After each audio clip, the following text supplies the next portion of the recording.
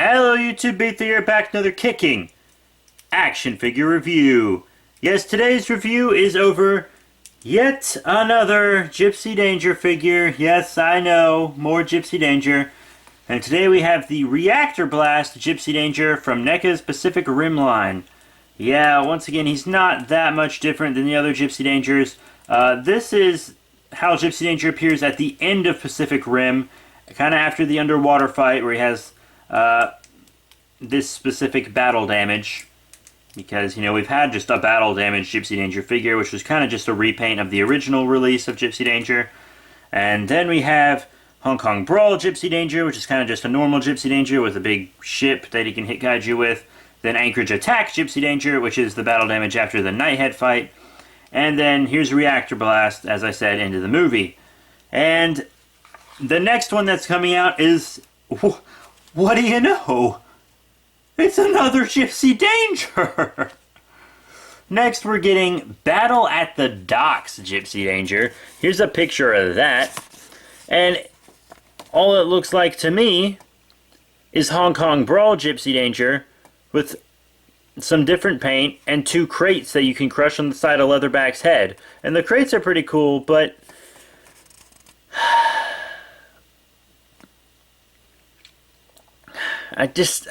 there's so many Gipsy Dangers. But, you know, I have the rest of these. I have Romeo Blue and Horizon Brave, so. But yeah, today's Reactor Blast Gipsy Danger. If you're wondering why they call him Reactor Blast Gipsy, it's because he comes with this effect piece, a Reactor Blast. You just take that little peg slot right there, and you put it towards the top, and then you just pop it into his chest, and there it is, the Reactor Blast. Pretty cool. I really like it. It looks like a Tamashii effect almost. It's got that orange and it kind of just lightens up as it goes on. Very nice sculpting and stuff on it. It's a really good effect, actually. I wish you could put it in other Gipsy Dangers, but this one has like a deeper reactor so it can kind of pop in there.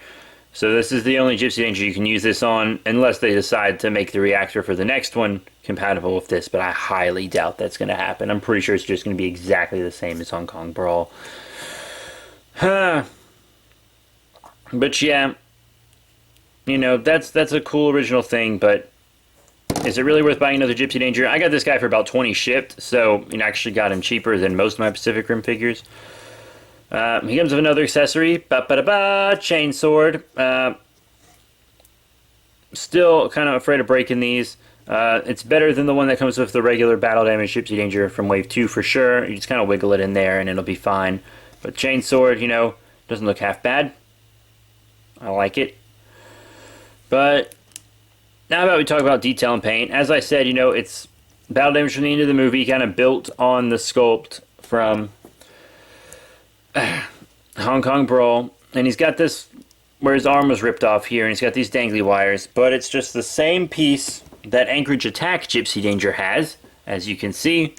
Same exact piece, just turned around and turn it this way. Boom.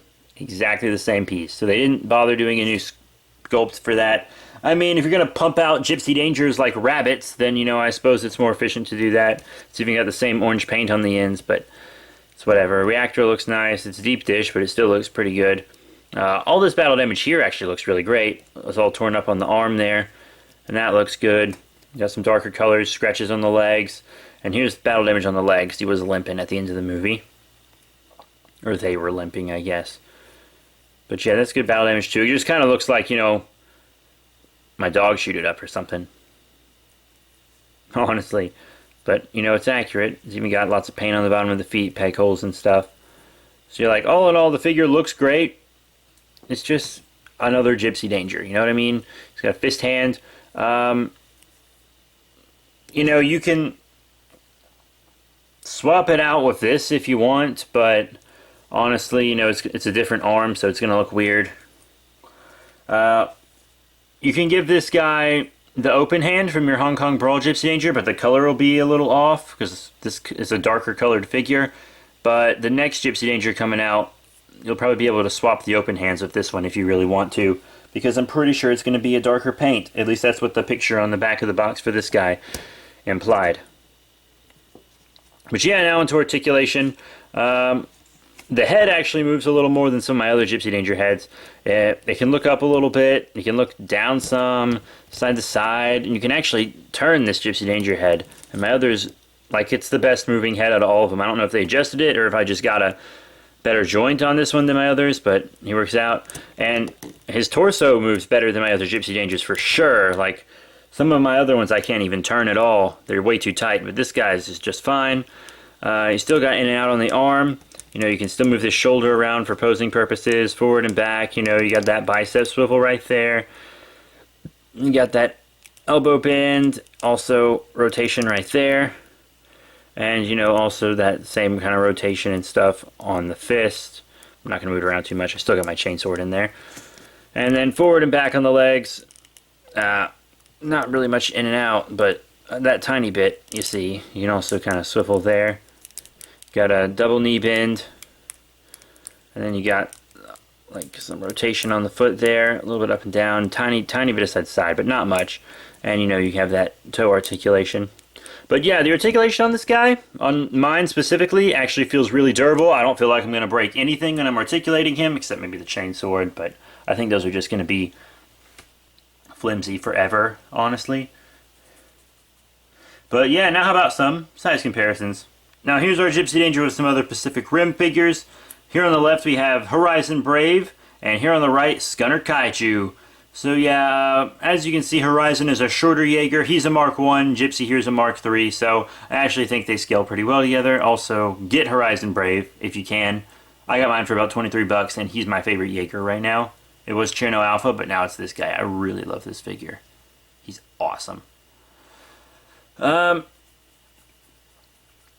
Yeah, and also here, you know, on the right, you got that Scunner, and Scunner is responsible for some of the battle damage on this Gipsy. Also, he's normally the one I show because he has lots of the same basic body parts as other kaiju figures in this line. But, yeah, you know, really just liking the scaling. It seems like this Gipsy scales just as well as the last two Gipsy Dangers, obviously, like I knew he would. So, yeah, he scales well with your other Pacific Rim figures. Here's Gipsy with some super articulated kaiju.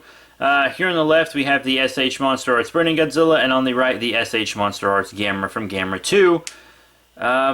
Both really great figures, both too short for Gipsy Danger, sadly enough. He's about an inch above them in scale, so they're not really going to work out together.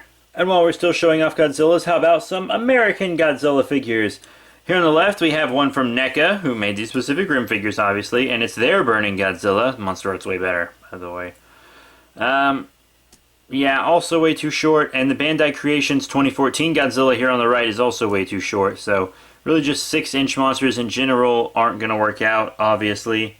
And to further prove that point, here's our Gipsy Danger with some Ultraman figures, and you know, he's not going to scale well with Ultrax, I can just already tell you that, because obviously he doesn't scale well with If the Fourth Form here on the left from Ultraman Max, and Mother of Ultra here on the right from the Ultra Hero series.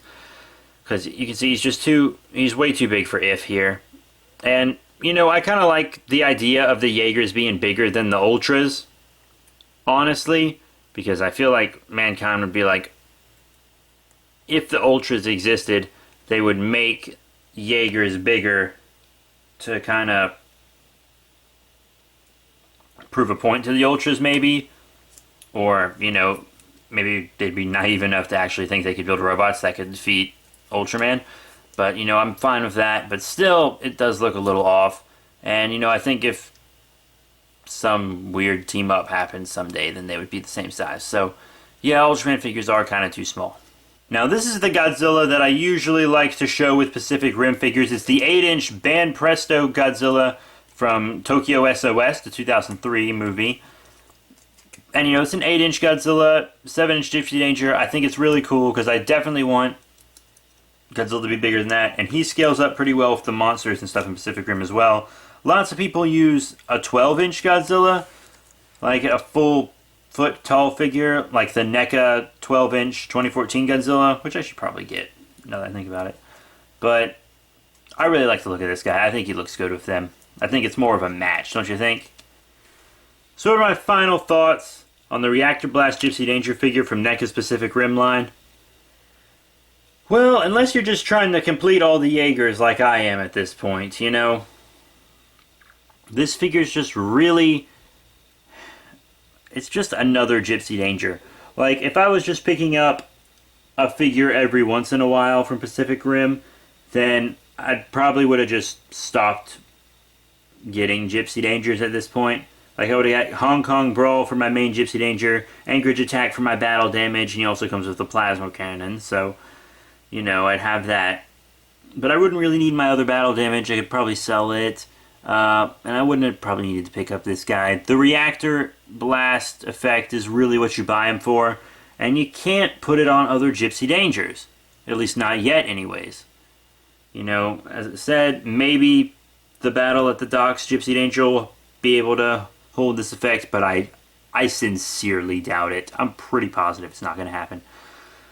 But that being said, if this is the first Gipsy Danger you pick up, it's actually a pretty cool figure. You know, he's got Chainsword, Reactor Blast, really good paint and detail. The articulation is strong. Like, he's got good articulation, and I don't feel like I'm going to break this one specifically.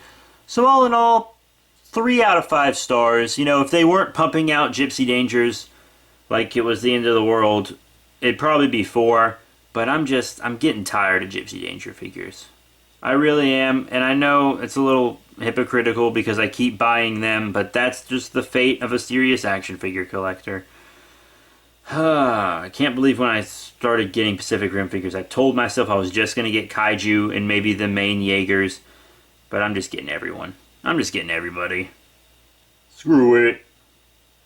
So that's it, you guys. Thank you all so much for watching. Please remember to rate, comment, and subscribe. Check out all the links in the description below. Facebook, Twitter, follow me back on Twitter, all that jazz. So thank you all once again. Check out those links, and I'll see you all later.